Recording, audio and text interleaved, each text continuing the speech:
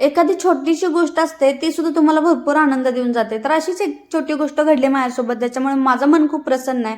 तर काय कारण आहे ते तुम्हाला पुढे दाखवते. त्याच्या अगोदर हा जो भाजीपाला आणलाय तो व्यवस्थित मला फ्रीजमध्ये सेट करायचा आहे, जेणेकरून मला आठवडाभराची माझी काळजी मिटली आणि आज काय करायचं जेवणाला या प्रश्नाचं उत्तर मला नेमकं मिळत जाईल.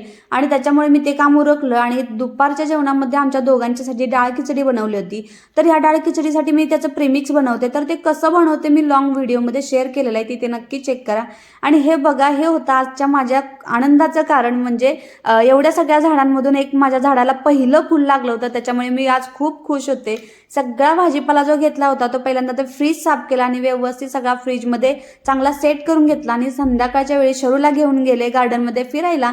त्यानेही मनमुराद सगळ्या खेळण्यांचा व्यवस्थित आनंद घेताना भरपूर खेळला. संध्याकाळी त्याला घरी आल्यानंतर स्वतःला कंटाळा आला नव्हता, पण स्पायडरमॅनला कंटाळा आलाय म्हणून त्याला तो झोप